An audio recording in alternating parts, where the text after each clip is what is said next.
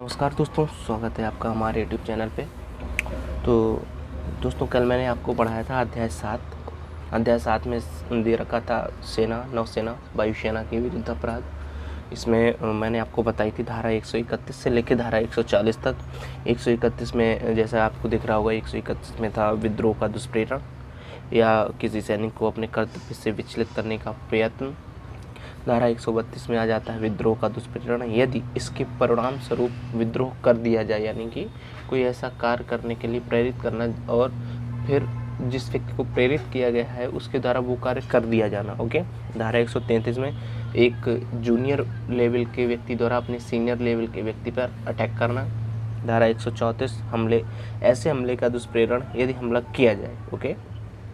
135 में किसी सैनिक द्वारा अपने पद का दुष्प्रेरण। 136 अभित्याजक का संश्रय देना। 137 मास्टर की अपेक्षा से किसी वाणिज्यिक जलयान पर छिपा हुआ अभित्याजक। 138 सैनिक द्वारा अधीनता के कार्य का दुष्प्रेरण। धारा 139 कुछ अधिनियमों में अध्ययनीय व्यक्ति। इसके बाद में आ जाता है धारा 140। धारा 140 में दिया गया है सैनिक, नौसैनिक, वायुसैनिक द्वारा उपयोग में लाई जाने वाली पोशाक पहनना। ओके। तो आई होप यहाँ तक आपको क्लियर होगा। आज मैं आपको बताता हूँ अध्याय 8 में दिया गया है धारा 141 से लेके धारा 160 तक। ठीक है, तो चलिए दोस्तों शुरू करते हैं। और हाँ, अध्याय 8 में मैंने आपको बताया था, अध्याय 8 में जो डेफिनेशन है अध्याय 8 की उसमें दिया गया है लोक प्रशास्ति या लोक प्रशांति के विरुद्ध अपराध। जैसे कि कहीं पे लगभग कोई व्यक्ति है जो सरकारी सेवाओं में है, जैसे एक तरीके से कहीं पे शांति है। ठीक है, अब वहाँ पे यदि शांति है, शांति एक नॉर्मल सी बात है, जैसे कि ग्राम प्रधान के इलेक्शन होते हैं या विधायकी के इलेक्शन होते हैं, वहाँ पे आपने देखा होगा कि शांति भंग में चालान काट दिया जाता है। यानी कि एक तरफ से आप कहीं ना कहीं दंगा करने का प्रयत्न करते हैं या हिंसा करने का प्रयत्न करते हैं, वो सभी जो भी मतलब आपके द्वारा किए गए कांड है ना, एक तरह से वो सभी आएंगे इसी अध्याय के अंतर्गत, यानी अध्याय 8 में लोक प्रशस्ति के विरुद्ध अपराध। ठीक है, चलिए दोस्तों तो शुरू करते हैं। लोक प्रशांति के विरुद्ध अपराध में सबसे पहले आ जाती है धारा 141।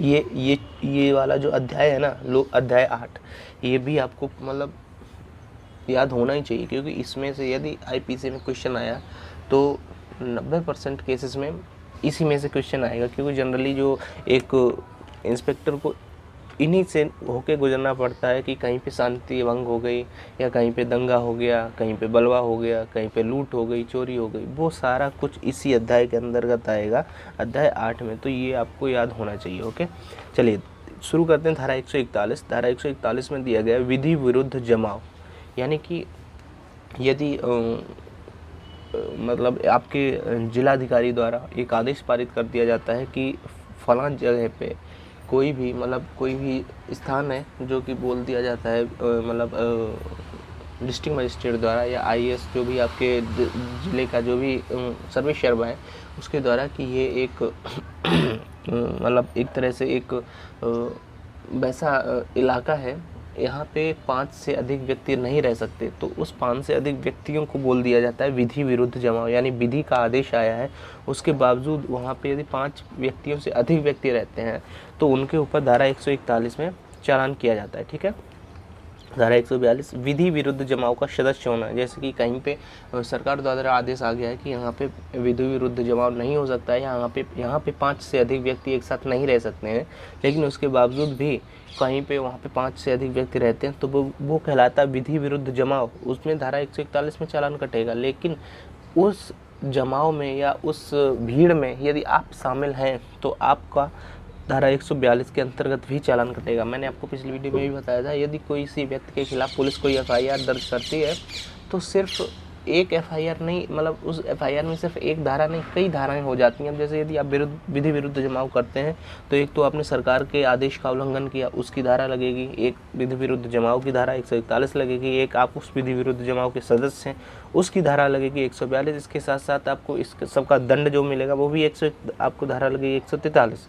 मतलब एक कांड एक करते हैं, लेकिन आप 4-5 धाराएं अपने आप मतलब साथ में ही चली जाती हैं। ठीक है, तो 143 में दंड हो जाएगा। 144 में वो बोल रहा है घातक आयुध से सज्जित होकर, जैसे कि कहीं पे आप प्रदर्शन करने गए, लेकिन सरकार ने बोला कि यहाँ पे प्रदर्शन करना अलाउ नहीं है, ये हाई सेंसिटिव एरिया है, आपको यदि प्रदर्शन करना है तो मतलब सरकार ने एक अलग अलग स्थान दे रखे हैं कि आप यहाँ पे जाके, जैसे हमारे दिल्ली में अब कहने को कोई संसद भवन के सामने जाके धरना करने लगे तो वो इलीगल है, सरकार द्वारा सीधा लिख रखा है कि आप संसद भवन के सामने नहीं कर सकते कुछ भी। उसके लिए सरकार ने एक जगह, जो आप सबने सुना होगा, दिल्ली का रामलीला मैदान है या जंतर मंतर है, वहाँ पे जाके सरकार ने सीधा मतलब एक तरह से स्थान निर्धारित कर रखा है कि आप यहाँ पे जाके धरना प्रदर्शन कीजिए, आंदोलन कीजिए, कुछ भी करना इन स्थानों पे जाके कीजिए, ठीक है। तो वही है कि यदि किसी स्थान को सरकार ने बैन कर रखा, उसके बावजूद आप वहाँ पे जाके धरना प्रदर्शन करते हैं। सेकंड,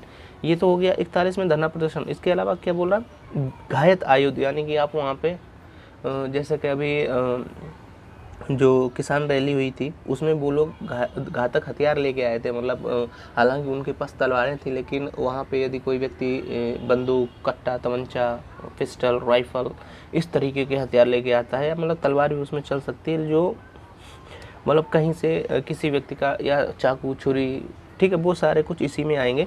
तो धारा 144 के अंतर्गत उसका चालान होता है। आपने सुनने देखा होगा कि कभी कभी जो शांति भंग में चालान किया जाता है हमारे जो लोकल एरिया में, तो वहाँ पे सीधी FIR, मतलब जो न्यूज़पेपर में निकलता है कि इसके पास से मतलब घातक हथियार प्राप्त हुआ है। हालांकि भले उसके पास ना प्राप्त हुआ, लेकिन फिर भी पुलिस लगा देती है। तो आप जब भी इंस्पेक्टर बन के जाएंगे तो आपको ये देखना है कि किसी भी व्यक्ति के साथ में ना, मतलब एक तरह से सबके साथ में न्याय होना चाहिए, ठीक है। इसके बाद में धारा 145 बोलती है, किसी विधि विरुद्ध जमाव में यह जानते हुए कि उसके बिखर जाने का आदेश दिया गया है में सम्मिलित होना या उसमें बना रहना। अब इसको शायद आप इसको पढ़ के ही समझ गए होंगे। धारा 145 यानी कि सरकार, कहीं पे आप धरना प्रदर्शन कर रहे हैं, ठीक है, लेकिन सरकार द्वारा आदेश दे दिया गया है कि इस जगह को मतलब हाई सेंसिटिव एरिया में रखा गया है, ठीक है, यहाँ पे आप धरना प्रदर्शन मत कीजिए, यहाँ पे आप मतलब जो एक्टिविटी चल रही हैं उनको भ्रमित मत करिए। इसके बावजूद भी मतलब आपने देखा होगा ना, जोश जोश में आके बहुत से लड़के मतलब चले जाते हैं, तो उनके ऊपर यहाँ पे ये धारा 145 भी लगेगी कि मतलब सरकार ने आदेश दिया है या पुलिस ने आदेश दिया है कि यहाँ से आप चले जाइए। आपने देखा होगा पुलिस वो एक माइक टाइप का होता है, उससे अनाउंसमेंट करती है कि ये इस स्थान को खाली कर दीजिए, ऐसा करके आप सभी ने मूवीज़ में भी देखा होगा।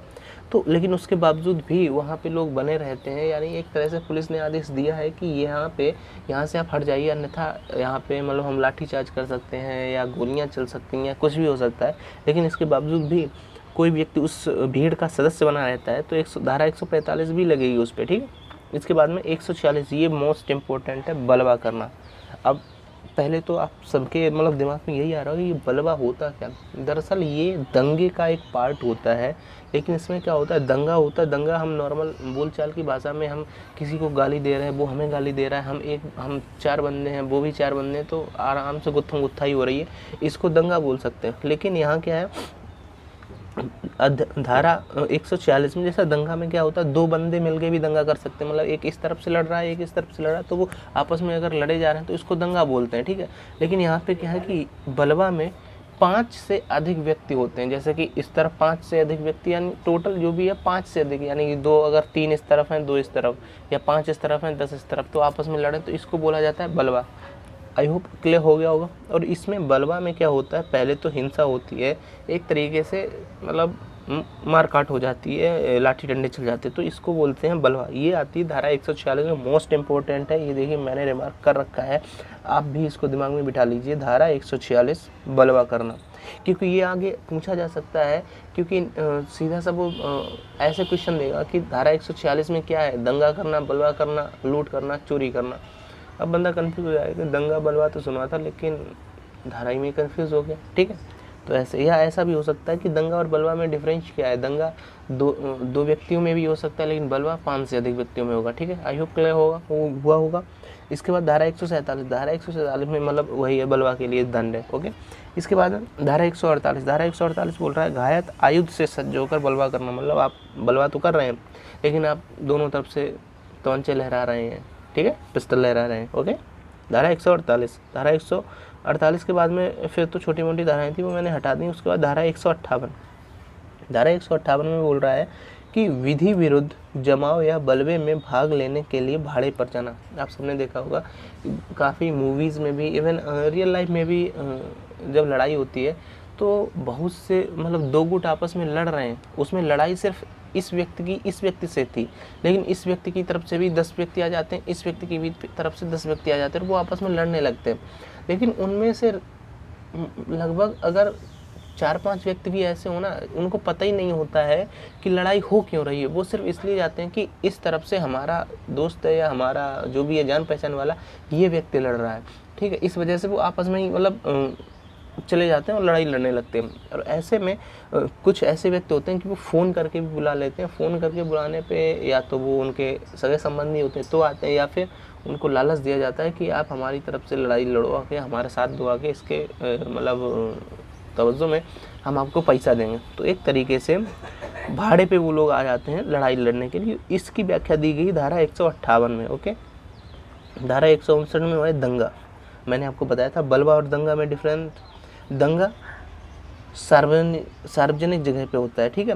यानी कि जो बलवा होता है वो कहीं कोने में जाके भी आप कर सकते हैं जहाँ पे कोई मतलब एक तरह से दूसरे को डिस्टर्बेंस ना हो, लेकिन जो दंगा होता है वो सार्वजनिक जगह पे होता है, यानी कहीं आप बीच मार्केट में लड़ने लग गए। ओके, तो ये ध्यान रखना, बलवा 146, दंगा 159, बलवा 146, दंगा 159, बलवा 146, दंगा 159, दिख रहा होगा ना आपको।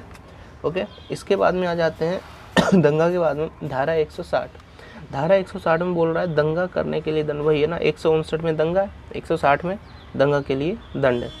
ओके, अच्छा, इसमें यहाँ पे मैंने धारा 152 लास्ट में लिख दी है, जब लोक सेवक बलवा या बलवा दबा रहा हो। अच्छा, अब जैसे कि कल को आप दरोगा बन के जाएंगे, अब कहीं पे बलवा हो रहा है, ठीक है, मैंने अभी आपको बताया ना बलवा और दंगा अलग अलग है, लेकिन यहाँ पे धारा 152 में बलवा के लिए ही डेफिनेशन दे रखी है कि कहीं पे आप जैसे कि आप दरोगा बन के गए, कहीं पे बलवा हो रहा है, आपके सीनियर ऑफिसर द्वारा मतलब एक तरह से आदेश आता है कि क्या चल रहा है, चलो शांत करो इसको। तो अब आप जाते हैं और आप एक तरह से अनाउंस करते हैं कि बलवा मत कीजिए या मतलब लड़ाई दंगा मत कीजिए, ऐसे करके मतलब एक तरीके से आप प्रयत्न करते हैं कि उस बलवा को दबाया जाए।